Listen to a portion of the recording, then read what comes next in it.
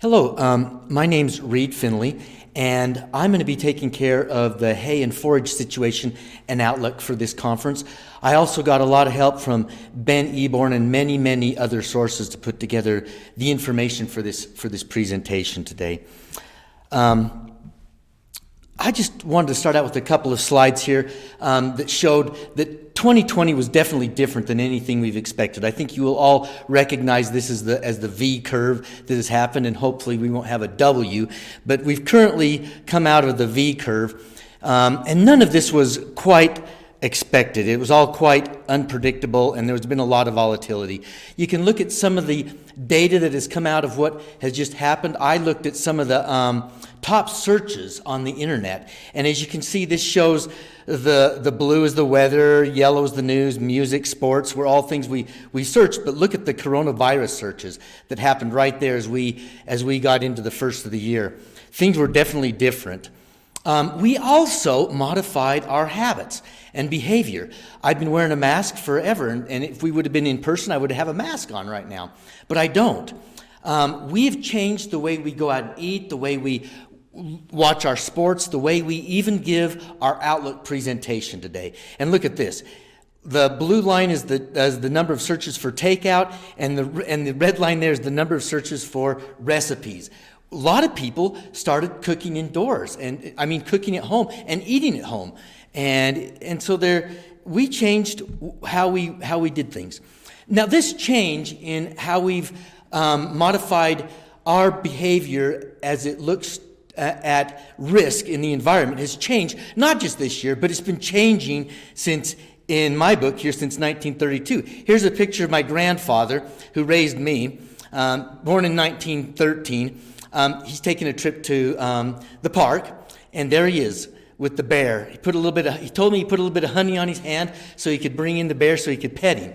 And that's a guy that just, he looked at risk different than us. Here he is on a homemade hay fork, and there I am with my twin brother. I'm on the right-hand side there, hanging over the edge, and my twin brother's on the left. The reason why we took that picture is the cousins are all there, so it was kind of a novel thing. On a regular day, me and my brother would have been jumping across the tines with a load of hay on there. And so we have changed our behavior and the way we look at risk. Now, you got to remember, there's two ways to make money in this world. One is to work hard for it. We as farmers are great at that. But the other way we as farmers make money is by managing risk. We take on risk that other people are unwilling to accept and go for.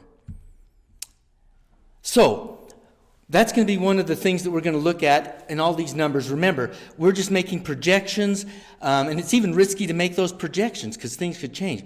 We'll talk this through by looking at supply situation, demand, and then finally wrap it up with the price outlook. So first of all, let's look at supply. And supply Ben and I have broke it down into three different categories: production, stocks, and acres planted. As we look at this is the total hay production. It's down in the U.S. and up in Idaho. If we look at that chart right through the middle, we can see that we're down probably about 1% this year, but that is also in line with our 5-year average. So if you look back over the last 5 years, our production has been very similar. Now, if you go over to the Idaho side, it looks like it may be up 2%, which is a little bit above our 5-year average. However, we felt like when we gathered these numbers and looked at these numbers, they didn't appear to be very accurate, or as accurate as they have been in past years. Here's the alfalfa hay production. The previous slide was total hay. This is alfalfa hay production. If you look nationally, it may be down about 4%, and it may be down a little bit from the 5-year average, just looking at the alfalfa hay. The Idaho production, we really have some reservations on those numbers. If you look at it, it's the same exact numbers projected from last year, and we really feel like those numbers will be updated as we move into the new year. So we need to be careful with looking at our hay production from last year. Some of these numbers may be a little bit off. Okay, Idaho alfalfa production trend line. As you look at this, when we move into 2020, We've got a trend line that we haven't been able to get above for quite a few years, and it doesn't look like we're going to be getting above that trend line in the near future, if the data is correct. And that's a good thing for helping us to keep the price up. We're looking like we're around 4.5 million tons. Okay? Getting into the stock slides that I've got, it looks like we've got a little bit, our May 1st hay stocks right now are a little bit higher in Idaho and just also a little bit higher across the U.S. If we look at this on a percent basis, we can see that in Idaho, we, going into that time period, about the time that the coronavirus hit, we were up about 23%. And we also in the U.S. had about a 37% May 1st hay stock. So we had quite a bit of hay to kind of feed through. But we do feel like we fed through quite a bit of that. Because if you look at the U.S. all hay projected, the supply, it is kind of projected to be steady in the next coming year, in 2021. The blue lines represent the production, and if you look at that, the production has been really close to that 130 line for quite a while. It's close to that average for quite a while. And then also, if you look at the May 1st hay stocks, we're projecting that may be contracted just slightly, but still very close to what's been happening. And so we're projecting both of those to be kind of steady as we move into the year. This slide here, I feel like it's been updated as well as we can with the data we have, but honestly, some of these numbers may be modified as we move into the first part of the year. It takes a little while to get data from people sometimes. And so the Idaho acres for all hay classes are up 4%. But maybe down just a little bit nationally. As you can see, the national chart over on the right has a lot more red in it than our other chart. Okay, so for our summary, May stocks are probably up in Idaho, a little bit up in the U.S., or at least they were. It's projected to be kind of steady. Our alfalfa hay acres, we project they might be just slightly larger in Idaho because it was one of the few profitable crops that we had in Idaho this year, and people are taking notice of that, and there is a lot of alfalfa acres in Idaho, so it does really contribute to the Idaho economy quite a bit. Our production in 2020 was steady in Idaho, maybe a little bit down in the United States, and projected 21 a little bit slightly higher, with May 1st hay stocks coming in slightly lower, we're hoping. Okay, our demand. This is going to be broken down into quite a few different categories, supply and disappearance. Then we'll get some slides from the Hoyt report on exports. Then we need to talk about what's happening with other feeds and things and how all those feeds move into the dairy and for producing milk. And then one last thing is a little bit on the drought. So if we look at the hay demand, it's estimated to be just a little bit higher in 2021. We look at the hay supplies, that's the blue line, up a little bit from 3 years ago, but really close to what it was last year. And then if you look at the red line, the disappearance, which is really closely associated with that demand, it's projected to be down just a little bit. All of this data comes from USDA and also LMIC information that we garner. Here's some information that is coming from the Hoyt report, and I'd like to especially thank the Hoyt report people that have allowed us to use some of their data. It's really hard to get this data. They put a lot of work into it, and if you really want to be up on the hay market throughout the year, it'd probably behoove you to go to that website, thehoytreport.com, and get signed up. They're really great to work with and are really great partners with the University of Idaho. If we look at this, year-to-date alfalfa hay exports are up about 6%, and especially if you look at China, it was up at 1.53%. So it does buy a lot of our hay, and it was buying a lot of our hay this year. As we went into this year, there was a lot of tariffs and kind of a bit of a trade war, but as we got into fighting the war on coronavirus, some of that took a little bit of a backseat, I think. But as you can see, Japan, South Korea, United Arab Emirates, Saudi Arabia, they also make a big contribution to buying some of our highest quality hay and bumping the prices up just a little bit, $5 or so a ton in some estimations.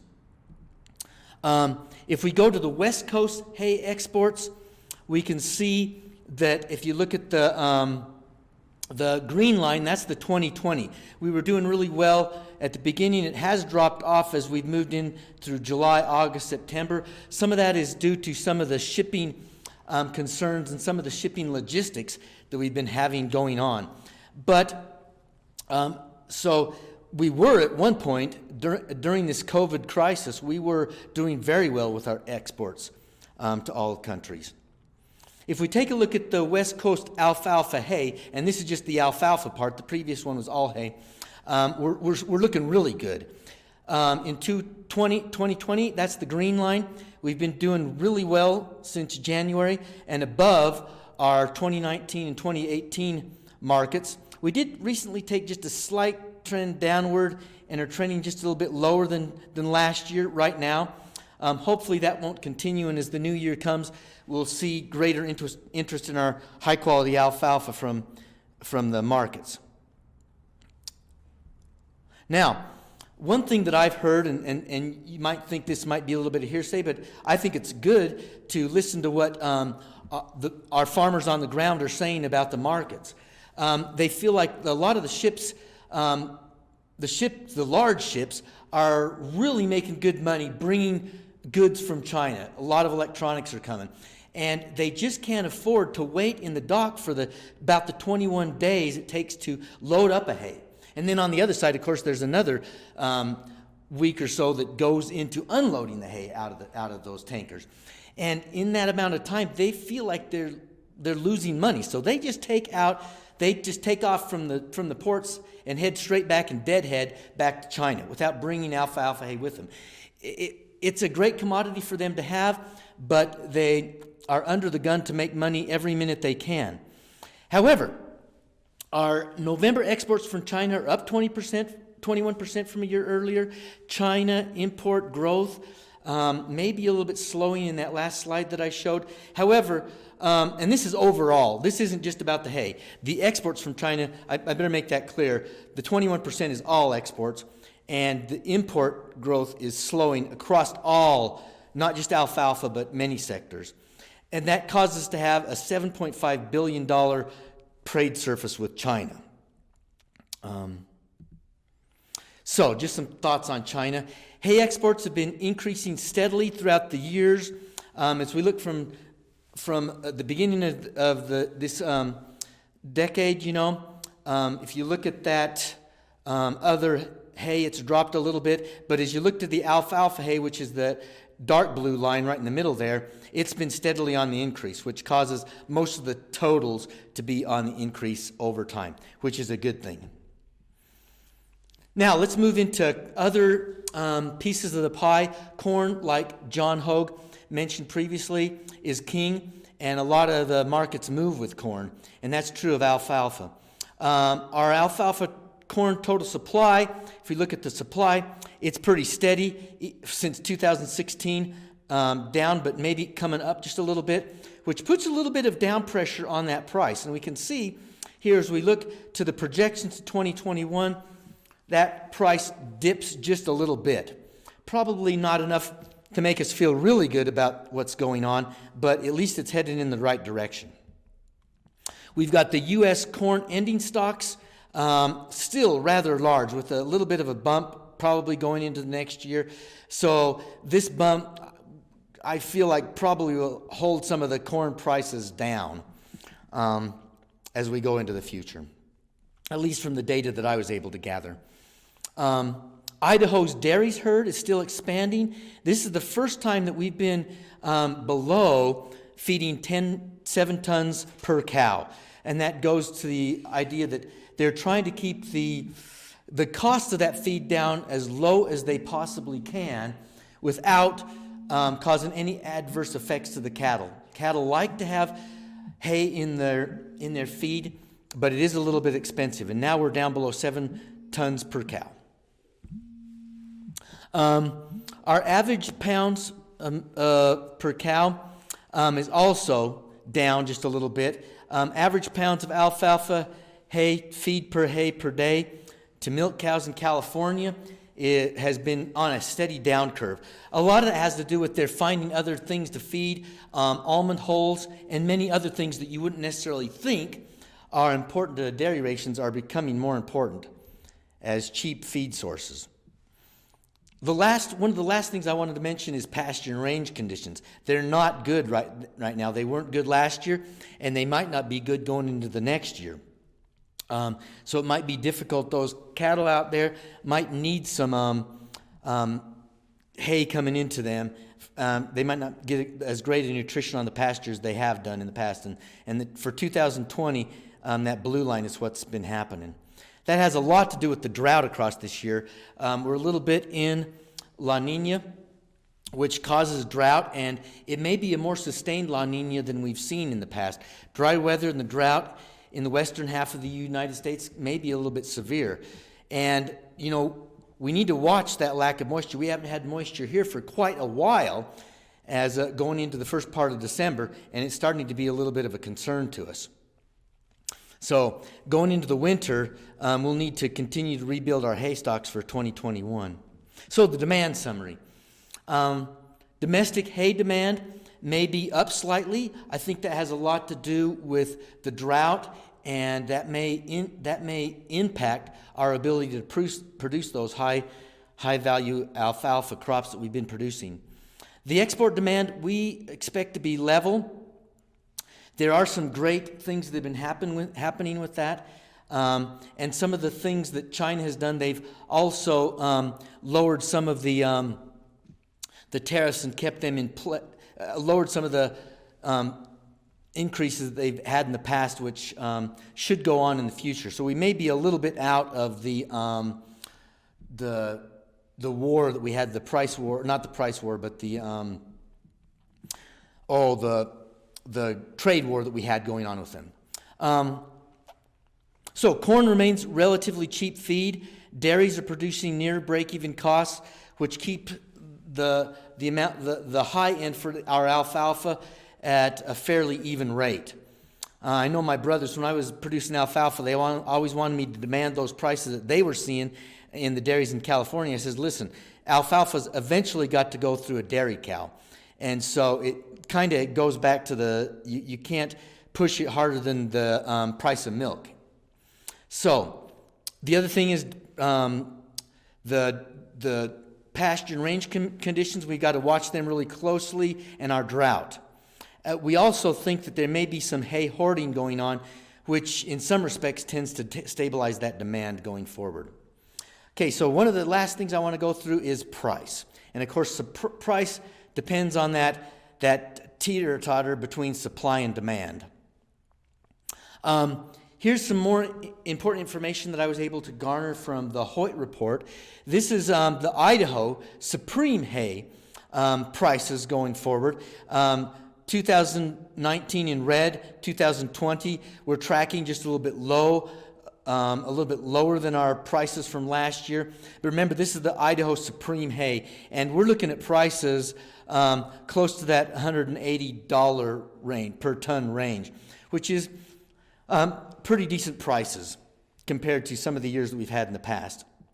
And also the great thing is it's been stable clear across from June going clear into November. We don't have December prices yet. We're just a few days into December here. Here are the Idaho fair alfalfa hay prices. Of course, fair is a little bit lower quality, and we can see those prices right now are tracking, just a little bit above that $125 range, but recently it's gone up just a little bit, and maybe that has a little bit to do with the hay hoarding that possibly might be going on.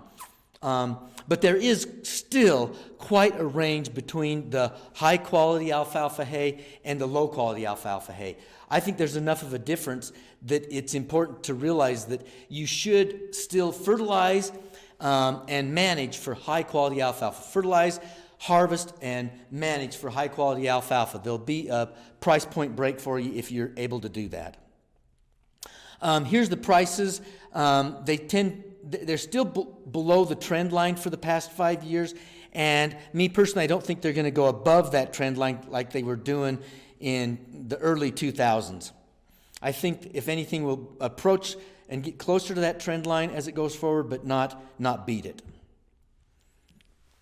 I've already said this, but hay prices move with milk prices. Traditionally, the hay market is really tagged to the milk prices. And whenever I was looking at my alfalfa fields, I try to teach my brothers who are in business with me to look at that field as not being green, but being white, representing the milk that it'll eventually become and what we are eventually shooting for. They also move with corn prices. And if corn prices were able to bump, we may be able to ask for more for our hay prices. Remember, corn's a large part of that hay ration. Alfalfa monthly hay average price, we're getting this from LMIC data. The blue is the 2021, and we're tracking right above the average, but a little bit below our 2019 prices. And then here's some prices that I've kind of drug out of the environment, the data environment. Here's what I gave as the price in 2018. That's from my 2018 talk. And here's the prices from the 2020. And they're really, really close. Meaning I feel like we've been really close to that, at least for the premium, $175, $180 per ton for quite a while. Here's some other ones. This is from the Idaho Hay Report that I gathered just the other day. Really close. But once again, you can see those fair prices and the good prices are quite low. We should shoot for the good quality hay. Here's the USDA report and other reports that I've been able to see from averages from just recent averages. But they all look a lot the same. Okay, so for our 2021 outlook summary, I feel like production. In the past, I feel like we've really been able to have a good handle on production and been able to give you guys good projections and good ideas of what's happening with production. But as Ben and I were trying to gather data, we just don't feel like there's been an ability to go gather data. Maybe a lot of that is due to COVID and people working from home. There are going to be casualties from the new way that we're working, and maybe one of those casualties is we haven't been able to get a real good handle on our production numbers and our estimates going into this next year. So we have low confidence in that idea. So there is one big question mark out there that makes it difficult for us to put a definite price and say, are we going to be above $175 per ton, or are we going to be being able to get 180, or are we going to have some problems as everybody jumps into hay? That's difficult to project. Stocks on hand, we feel like are steady, and will be steady into the next coming year. The great thing is Idaho is becoming a dairy state, and that continues. We are becoming more and more of a dairy state. That means our cow numbers are increasing, and they're going to need some alfalfa hay. They like alfalfa, even though it's expensive. They like it in the ration. Our domestic demand is improving. There may even be some people buying extra to prepare for the drought, which may be a good idea for people to be thinking about. Our export demand is steady with some shipping concerns, but we're not having the big discussion we had last year about a tariff war and a war with China in that way. Substitute feedstocks, their price is going to still impact us, and those prices you'll be able to see from my presentation and from other presentations as we go forward will really impact us in the next coming year. I'd like to thank everybody for tuning in and taking the extra time to watch us via Zoom. And if you have any questions, I'll entertain them at this point. Thank you.